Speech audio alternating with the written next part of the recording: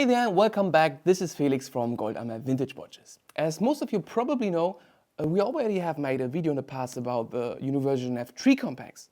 Nevertheless, we decided to make a review video about a very pleasing rosé gold Aero Compax from 1945 with the rare reference 12508, a watch with incredible 8 hands. And in our opinion, the Compax series are watches which every vintage watch enthusiast consider for their collection. Universal Genève is famous for a rich history, but particularly the evolution of the Aero Compax is fascinating. But before we focus on our special reference, we have to talk briefly about who the Universal Genève watch company actually is or was. It all started in 1894 when Numa Descombes and Ulysse Perret started to join forces. Both of them were talented watchmakers, so it was no surprising that they chose to specialize in making complicated timepieces. For an extinct brand, Universal Genève has been in high demand in recent years. With the vintage boom being felt everywhere, collectors have been digging deeper into the archives to find affordable vintage pieces. And for this reason, often brands like, for example, Universal Genève, have been enjoying something like a renaissance. They reach premium prices at auctions and the market for rare references increases annually. But the supply remains low due to the poor state of condition. On the paper, Universal Genève still exists and has been owned by the Hong Kong investment group Stellax since 1989. It is still a member of the Federation of the Swiss Watch Industry and controls the production of Sima, another brand owned by Stellax. But enough about Universal Genève as a company, let's slide into the history of the Aero Compax. In the early 1930s, pocket watches went out of fashion while wristwatches became the norm. People began to prefer chronograph watches because their functions were useful for soldiers, pilots and civilians alike. Universal Genève took this as an opportunity to launch 3 new pieces: the Contour, the Compax and the Uni Compax, which you can see here today. The only difference between them was that the Contour and the Uni Compax only features 2 subdials, while the Compax features 3 subdials. Due to its popularity and success, Universal Genève released the Compax in a lot of different variations throughout the years. A few of those are the Medico Compax, Dato Compax, the famous 3 Compax, as well as the Aero Compax. Around the 1940s, Universal Genève developed its first Aero Compax. This is short for Aviator's Compact Chronograph. It is hard to pin down the exact date of birth because there is so much different information on the internet. Most sources indicate 1936, but for example, Universal Genève's official website in an article by Hodinkee indicate 1940. And by the way, Universal Genève has not updated its website since 2009, and it not look very professional in general. The stopwatch functionality of the Aero Compax was not only suitable for everyday use, but it was also useful for military use, making it ideal for training exercises and combat operations. Now let's take a more detailed look at one of Universal Genève's most complicated timepieces. There are over 20 known references for the Aero Compax, but our rosé gold piece today is one of the rarest of them all. Because of its popularity, the Aero Compax line comes in many different variations, metals and sizes. And the diameters ranging from 33 mm up to 55 mm with the reference 22424, and yeah, this reference was sold as the Christie's in 2004 for unbelievable $21,000.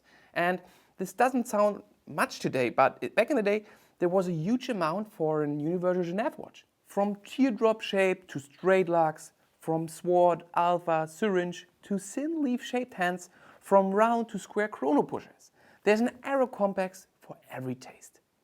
But what combines all references is that the Aero Compax features a second crown at the 9 o'clock position and has an unusual, striking feature. Its claim to fame was an unusual dial layout. At 12 o'clock you can see the 4th subdial equipped with an hour and a minute hand. How cool is that? And this allows to input a specific time and keep it as a reference. Often mistaken as a secondary time zone, it is a reference time complication.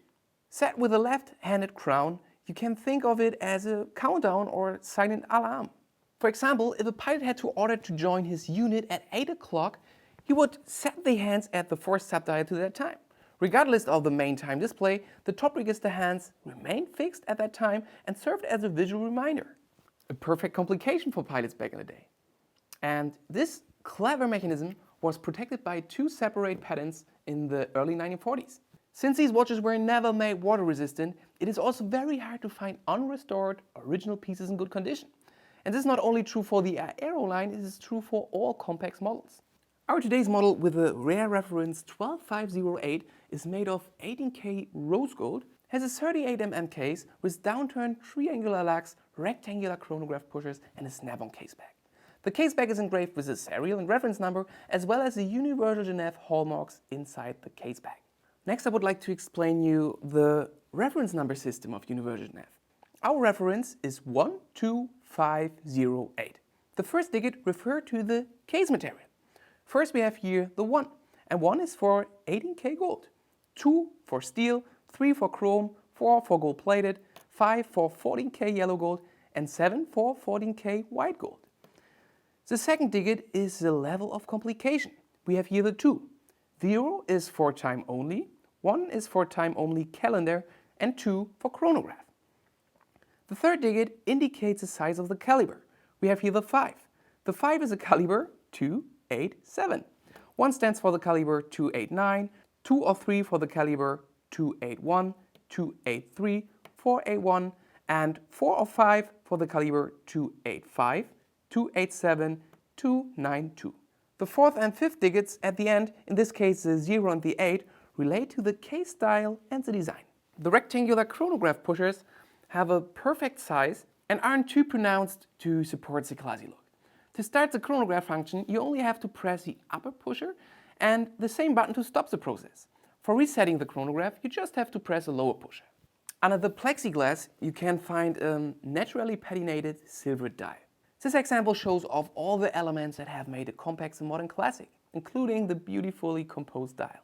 The beautiful leaf-shaped gold hands are highly characteristic for Universal Genève and are matching the 8 applied gold dots. The 4 sub-register design works so well and never feel cluttered. It features the 30-minute register at 3, the 12-hour register at 6, the constant second at 9, combined with a countdown at 12. In the 1960s, the Aero Compax got a complete facelift. That 4th sub-register disappeared and the chronograph movement switched from an in-house calibers to calibers from Venus Value. Inside our today's piece beats a Universal Genève in-house caliber 287 manual winding movement. It features a very beautiful brass gilt plated yellow finish. In summary, I can say this is one of the most beautiful and refined watches I've ever held in my hands. 38mm, rosé gold case, a super rare reference, an unusual crown at 9 o'clock, 8 hands, yeah, and it's really striking on the wrist. So if you enjoyed today's video, please let us know in the comments. If not, also.